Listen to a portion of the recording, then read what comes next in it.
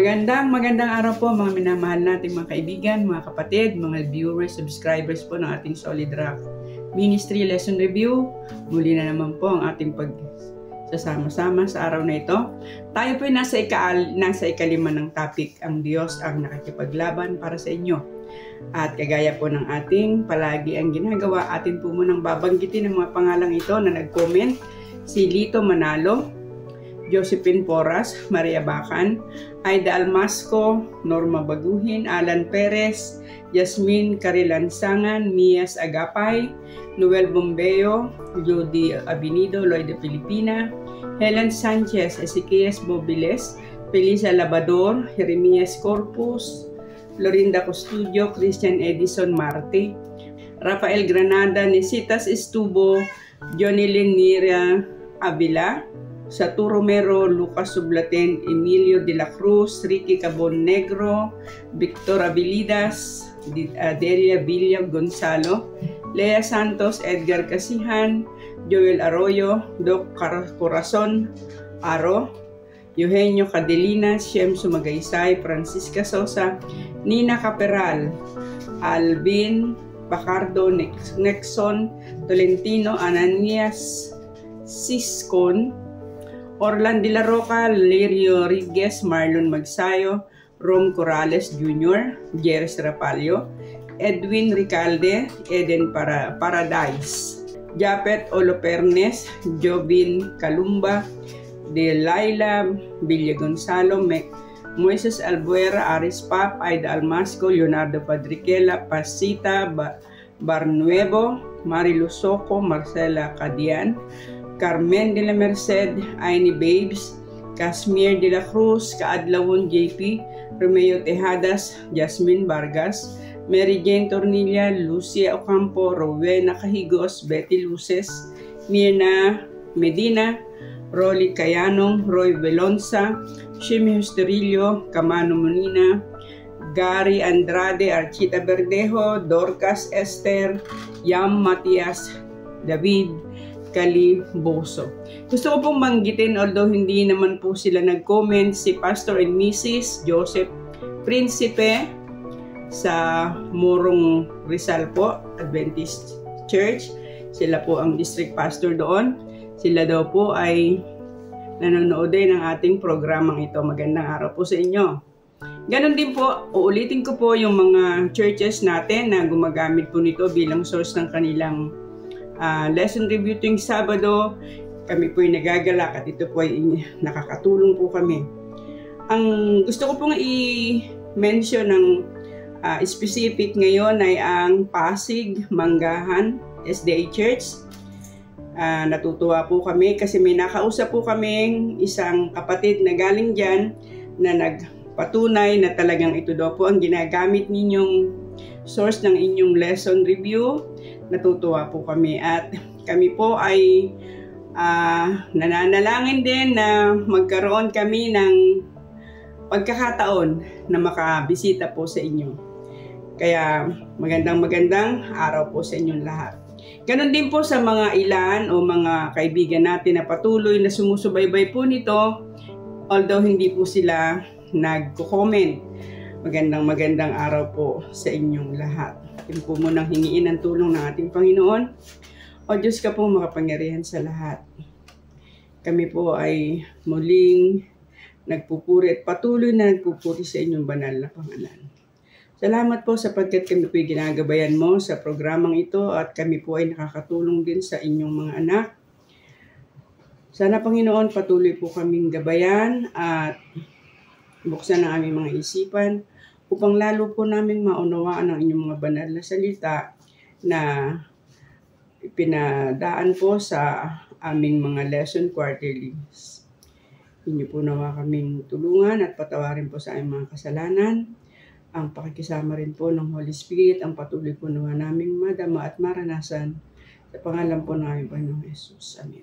Ang ating pong talatang sa uluhin ay nasa Josue 10:42 at ang lahat ng mga haring ito at ang kanilang lupain ay sinakop ni Josue sa isang panahon sapagkat ang Israel ay ipinaglaban ng Panginoong Diyos ng Israel.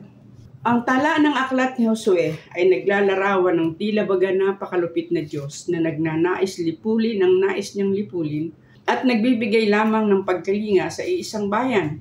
Subalit kung ating pag-aaralang mabuti, ang kalagayan ng katauhan noong panahong yaon ay makikita natin ang paglalaban hindi lamang ang tao laban sa tao o ng Diyos laban sa tao, kundi ang pakikipaglaban sa mga demonyo. Wika nga ni Pablo, ano kung gayon ang aking sinasabi na ang handog sa mga Diyos-Diyosan na may kabuluhan o ang Diyos-Diyosan na may kabuluhan? Sinasabi ko na ang mga bagay na inihandog ng mga pagano ay kanilang inihandog sa mga demonyo at hindi sa Diyos, at di ko ibig na kayo maging kasama ng mga demonyo. Subalit papansinin natin na ang Diyos ay nagpakilala na siya ang tunay na Diyos na marapat sambahin. Subalit ang ayaw manampalataya sa kabila ng lahat ng pagkakataon ay marapat lamang mawala upang huwag mahawa ang mga matuwid. Narito po ang mga katanungan na ating pong pag-aaralan ngayon o pag-uusapan ngayon. Number 1, bakit ipinag-utos ng Diyos ang malupit na pagpapaalis sa mga kanineo? Number 2, anong ibig sabihin ng banal na pakikitigma ng Diyos? Number 3, nais nga ba ng Diyos na lipulin ang lahat ng mga kanineo? Number 4, bakit ipinalilipol ng Panginoon ang lahat at walang ititirang humihinga? And number 5, ano sa wakas ang nais ng Diyos na maganap para sa kanyang bayan? Ulitin po natin ang question number 1, bakit ipinag-utos ng Diyos ang malupit na pagpapaalis sa mga kanineo? Sige po, atin pong titingnan dyan sa Aklat ng Henesis, sa Kapitulo 15, talatang 16, ano po ang sinasabi? At sa ikaapat na sali ng iyong binhi ay magsisipagbalik rito, sapagkat hindi pa nalulubos ang katampalasanan ng mga Amoreo. So makikita po ninyo rito na yung lupain ay hindi pa papapasukan ng Panginoon doon sa kanyang bayan sapagkat ang wika hindi pa nalulubos ang kanilang mga katampalasanan. Ibig sabihin, binibigyan pa sila ng Panginoon ng pagkakataon na sila ay magbago o kaya ay tuluyan ng mawala ng pag-asa. Tingnan pa po natin sa Leviticus 18:24 hanggang 30, ano po ang sinasabi? Huwag kayong magpakarumi sa alinman sa mga bagay na ito, sapagkat lahat ay nangadumhan ang mga bansang aking palayasin sa harap ninyo at nadumhan ng lupain, kaya't aking dinadalaw ang kasamaang iyan diyan, at ang lupain din ang nagluluwa sa mga tumatahan diyan. Iyungang iingatan ang aking mga palatuntunan at ang aking mga kahatulan, at huwag kayong gagawa ng anuman sa mga karumaldumal na ito, maging ang mga tubo sa lupain o ang mga taga-ibang bayan man na nakikipamayan sa inyo. Sapagkat ang lahat na nakarumaldumal na ito ay ginawa ng mga tao sa lupain iyan ng mga una kaysa sa inyo, at ang lupain ay nadumhan, upang huwag naman kayong iluwan ng lupain sa pagkahawa ninyo na gaya ng pagluluwa sa bansang nagsitahan ang una kaysa inyo. Sapagkat yaong lahat na gumawa ng alinman sa mga kahalayang ito, sa makatuwid bagay ang mga taong magsigawa ng gayon ay ihihiwalay sa kanilang bayan. Kaya ingatan ninyo ang aking bilin na huwag kayong gumawa ng alinman sa mga karumaldumal na kaugaliang ito na kanilang ginawa ng una bago kayo. At huwag kayong magpakarumal sa mga iyan. Ako ang Panginoon ninyong Diyos. So kung ating pumapansin, ang wika ay naging karumaldumal ang lupain dahilan sa mga ginagawa ng mga taong nananaan doon, na ano pa talagang kinakailangan na itong iluwa.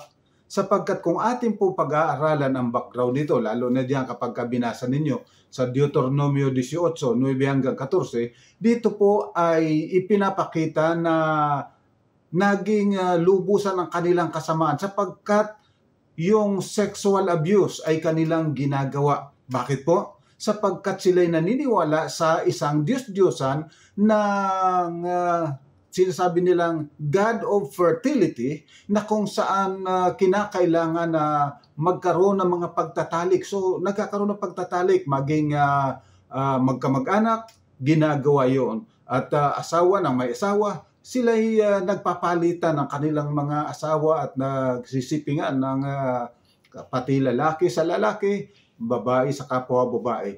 Iyon ang mga kasamaan na kanilang ginagawa na kung talagang pababayaan ay magiging lubusan na wasak at masama na ang kalagayan ng sangkatauhan. Kaya minarapat ng Panginoon na sila ay itaboy.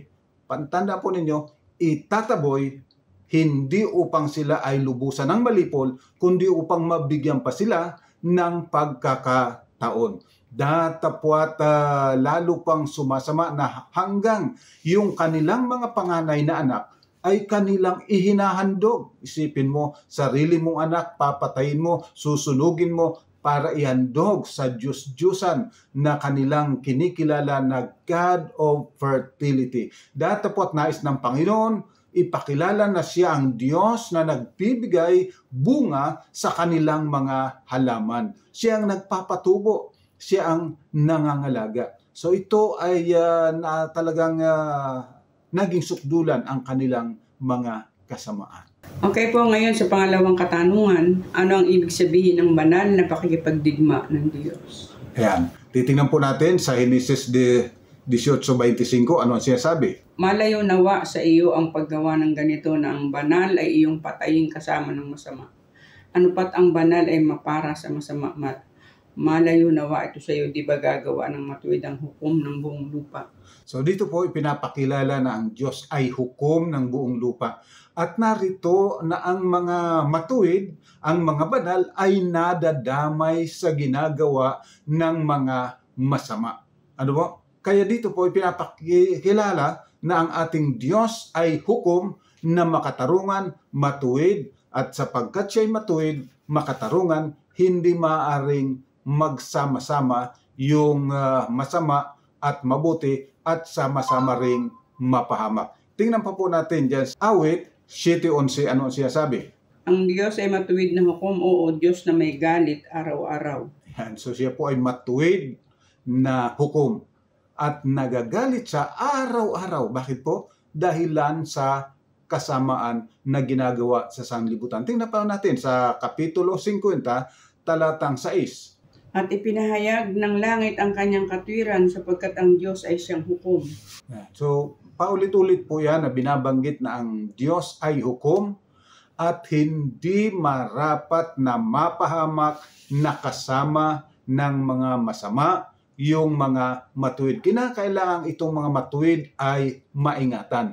Kaya kapag tinignan po ninyo yung iba pang mga talata na nabanggit sa banal na kasulatan at ikinote ng ating lesson, kagaya sa chapter 82 verse 1 ng mga awit, sa 96 verse 10, at sa 2 Timoteo 4:1 hanggang 8. Siguro basahin natin itong 2 Timoteo 4:1. So, ano po ba ang sinasabi nito sa atin upang magbigay larawan kung anong uri ang ating Panginoong Diyos na pinaglilingkuran?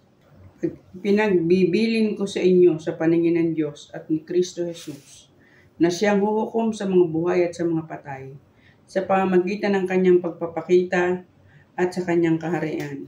Buhat ngayon ay natataan sa akin ang putong na katwiran na ibibigay sa akin ng Panginoon na tapat na hukom sa araw na iyon at hindi lamang sa akin kundi sa lahat din naman ng mga naghahangad sa kanyang pagpapakita. So, mapapansin po natin na ang Diyos ay isang hukom. Ibig sabihin, ang kanya talagang kaaway rito, hindi yung tao, kung hindi yung kasamaan.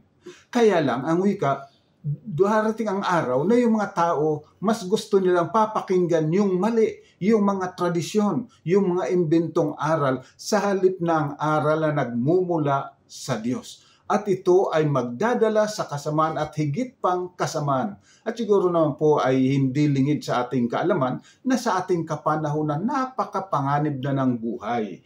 Sapagkat ang mga tao ay talaga ang kanilang sinusunod ay yung mga aral na hindi mula sa salita ng Diyos kung hindi yung sarili nilang mga karunungan. Yun ang kanilang ituturo. Kaya ang Panginoon nakikipagdigma po, hindi laban sa tao, kung hindi laban doon sa kasamaan. Datapwat, hindi mayaalis na kapag ka ang kasamaan ay ayaw mong bitawan, kasama kang mawawala sapagkat ito'y aalisin ng ating Panginoon. Okay po, at ngayon naman sa pangatlo nating katanungan, nais nga ba ng Diyos na lipulin ang lahat ng mga kanineo? Ayan, tingnan po natin sa Exodus 23, 28 hanggang 30, ano po ang sinasabi? Ang aking susuguin ang mga putakti sa unahan mo na magpapalaya sa Hebeo, sa Kanineo at sa Hiteo sa harap mo. Hindi ko palalayasin sila sa harap mo sa 1 taon. Baka ang lupa ay maging ilang at ang mga ganid sa parang ay magsidami laban sa iyo. Unti-unti aking palalayasin sila sa harap mo hanggang sa ikaw ay kumapal at manahin mo lupain. So makita po ninyo, no? Susuguin ng Panginoon ay mga bubuyog, mga putakti, o yung mga marahil ay yung tinatawag natin na yung tinatawag nating putyukan. Yun ang susuguin ng Panginoon upang paalisin sila. So mapansin po ninyo, hindi niya nais na lipulin, kundi papaalisin niya.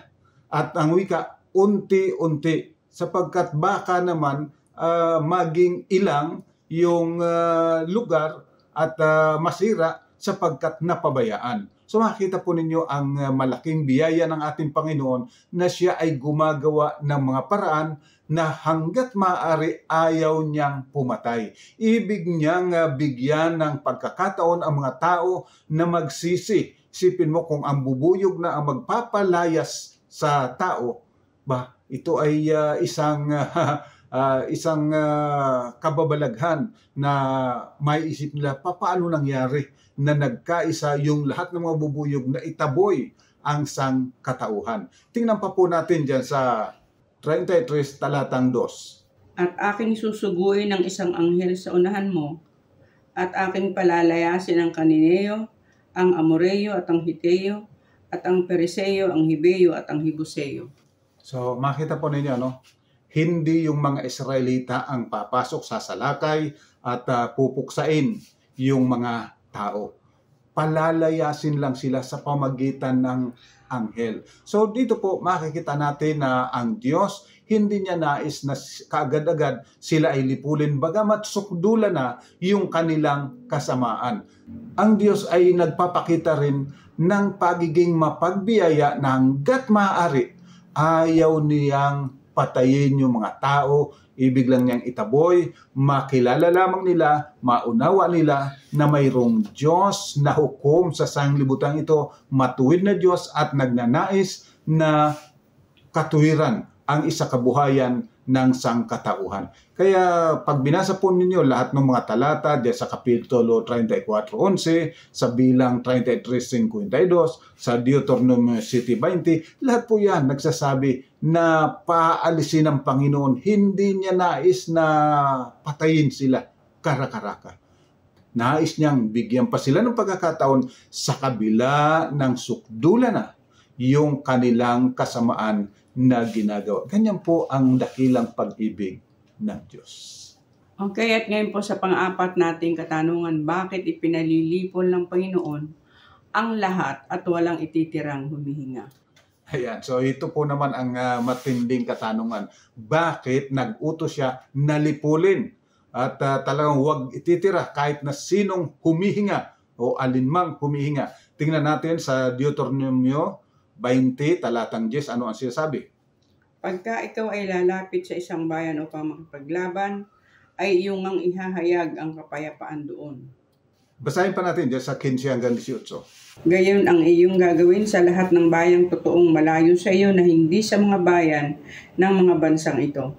Ngunit sa mga bayan ng mga taong ito na ibinibigay sa iyo ng Panginoon mong Diyos na pinakamana ay huwag kang magtitira ng may buhay sa anumang bagay na humihinga, kundi iyong lipulin sila, ang Hiteo, ang Amoreo, ang Kanineo at ang Periseo, ang Hibeo at ang Hibuseo, gaya ng utos sa iyo ng Panginoon mong Diyos, upang huwag kayong turuan nilang gumawa ng ayon sa lahat nilang karumaldumal na kanilang ginawa sa kanilang mga Diyos, na anupat kayo'y magkasala laban sa Panginoon mong Diyos.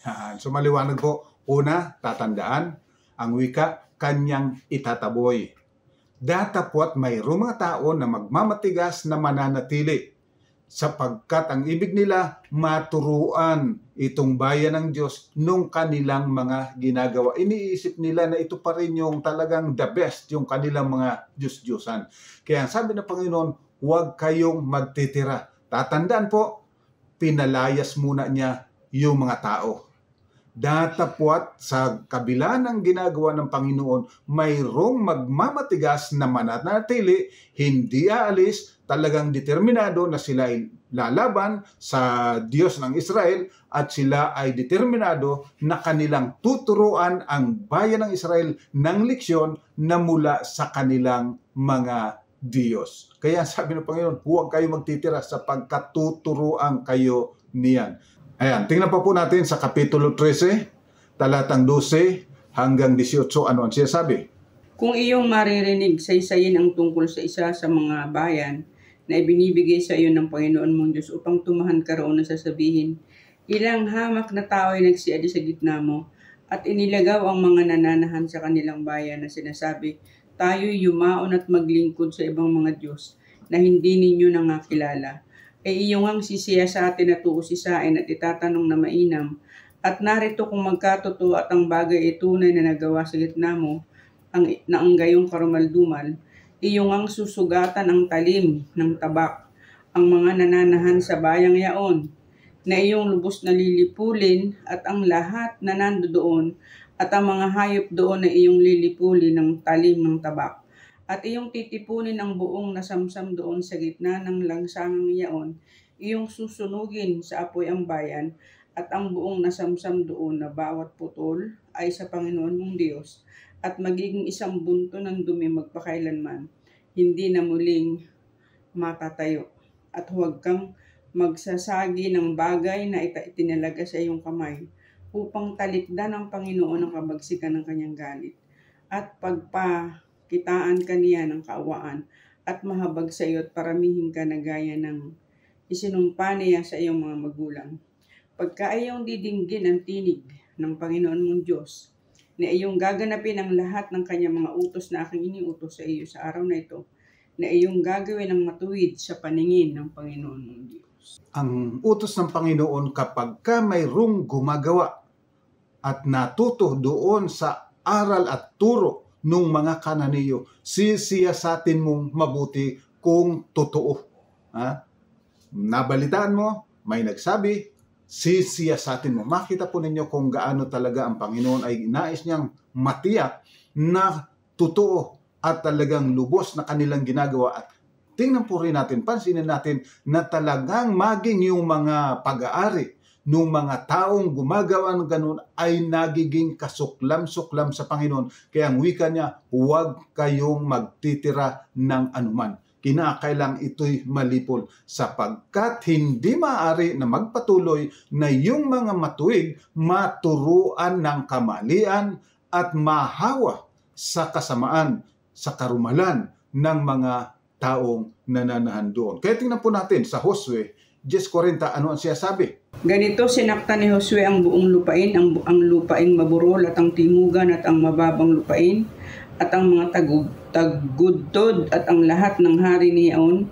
Wala siyang iniwang nalabi, kundi kanyang lubos na nilipol ang lahat na humihinga, gaya ng iniutos ng Panginoon ng Diyos ng Israel. So, si Josue bilang masunuri na lingkod ng Panginoong Diyos, ginawa talaga niya ayon sa instruksyon ng Panginoon. Sapagkat napakaliwanag ng instruksyon sa Panginoon, ayaw ko na mahahawa yung mga matuwid. Kaya po, alam po ninyo, ngayon napakarami natin mga suliranin kasi ang sabi ng Panginoon, huwag kayong makikipamatok sa hindi ka pananampalataya. Subalit marami sa atin nakikipamatok sa hindi ka pananampalataya at pagkatapos makikita mo sa bandang huli nagkakaroon ng malaking suliranin, hindi lang siya kundi ang kanilang buong pamilya. Kaya ang Panginoon po hindi galit sa tao kundi mahal niya ang tao. Kaya lang, hindi maaari na ang tao panghawakan yung kasamaan, yung kamalian, at magpatuloy na magturo pa doon sa iba sapagkat ang layunin ng Panginoon maging matuwid, maging maayos ang buhay ng lahat ng mga tao. Okay, at ngayon po sa ating last question, number 5, ano sa wakas ang nais ng Diyos na maganap para sa kanyang bayan? Ayan, titingnan po natin sa Isaiah 9:6, ano po ang sinasabi? Sapagkat sa atin ay pinanganak ang isang bata, sa atin ay ibinigay ang isang anak na lalaki, at ang pamamahala ay maaatang sa kanyang balikat, at ang kanyang pangalan ay tatawaging kamangha-mangha, tagapayo, makapangyarihang Diyos, walang hanggang Ama, Pangulo ng Kapayapaan. Yan. Dahilan sa pag-ibig ng Diyos, kanyang isusugo ang kanyang bugtong na anak. Ito po ay tumutukoy sa ating Panginoon na ipapanganak at siya ang magtuturo upang makamtan natin ang lubos na kapayapaan. Yan po ang layunin ng ating Panginoon. At kapag tinignan po natin sa Kapitulo 11, talatang 1 hanggang 5, ay ganito naman po ang ating mababasa. At may lalabas na usbong sa puno ni Isay, at isang sanga mula sa kanyang mga ugat ay magbubunga. At ang Espiritu ng Panginoon ay isa sa kanya, ang diwa ng karunungan at ng kaunawaan, ang diwa ng payo at ng katibayan, ang diwa ng kaalaman at ng takot sa Panginoon. At ang kanyang kaluguran ay magiging sa pagkatakot sa Panginoon, at hindi siya hahatol ng ayon sa paningin ng kanyang mata, ni sasaway man ang ayon sa pakinig ng kanyang mga tenga. Kundi hahatol siya ng katwiran sa dukha at sasaway na may karampatan dahil sa mga maaamo sa lupa, at sasaktan niya ang lupa ng pamalo ng kanyang bibig, at ang hinga ng kanyang mga labi ay kanyang papatayin ang masama. At katwiran ang magiging bigkis ng kanyang baywang, at pagtatapat ang pamigkis ng kanyang mga balakang. So makita po ninyo, no? Ito ay hinuhula patungkol sa ating Panginoon. Subalit hindi lang patungkol sa ating Panginoong sa Isus, patungkol din sa banal na Espiritu na siyang gagabay. Sapagkat ang ibig ng Panginoon ay tumahan magpasawalang hanggan ang kapayapaan, ang katwiran at ang katarungan. Ganyan po ang panukala ng Diyos. At darating ang araw ay lubusang wawasakin ng Panginoon ang kasamaan at kanyang paghariin ang katwiran. At mga minamahal mga kapatid, hindi na po ito magtatagal sapagkat ang lahat ng palatandaan ngayon ay nagaganap na, nakikita natin ang ating mga mata, narinig natin ang ating mga tainga, andyan ang mga lindol, andyan ang mga bagyo, andyan ang mga pagbaha, mga pagguho, andyan yung mga digmaan, andyan na lahat ng kasamaan. At mapapansin rin po natin na yung Amerika na dati-rati ay sabi nga ay makatarungan at matuwid at mayroong democratic na pamamahala. Makita po natin ngayon na may pagkadiktador na. So, nagpapakita lang po na hindi na magtatagal, talagang magaganap ayon sa sinabi ng ating Panginoon. Tingnan pa po natin sa Josue 2:18 ang sinasabi. At sa araw na iyon ay ipapakipagtipan ko sila sa mga hayop sa parang, at sa mga ibon sa impapawid, at sa mga bagay na nagsisiusad sa lupa, at aking babaliin ang busog at ang tabak, at patitigilin ko ang pagbabaka sa lupain, at akin silang pahihigaing tiwasay. Ayan. So, ang ibig ng Panginoon, tayo ay hihigang tiwasay, mawawala ng mga sandata, hindi nakakailanganin ng sandata sapagkat ang katwiran at ang kapayapaan ay tatahang kasama ng kanyang bayan. At makikita rin po natin yan sa Mikas 4:3. At siya ay hahatol sa gitna ng maraming bayan, at sasaway sa mga matibay na bansa sa malayo, at kanilang papandayin ang kanilang mga tabak upang maging sudsod, at ang kanilang mga sibat upang maging karit. Ang bansa ay hindi magtataas ng tabak laban sa bansa, ni mag-aaral pa man ng pakikidigma. Ayan, so napakaliwanag po, wala ng digmaan. Sa halip, ang tao ay gagawang mapanatag at magtatanim, aani, at kanyang kukonsumuhin yung kanyang mga sariling tinanim. Magiging mapayapa na ang lahat. Ito po ang layunin ng Panginoon na maganap sa ating sanlibutan, lalo't higit sa ating mga buhay. Okay, at dyan po natatapos ang ating talakayan sa araw na ito.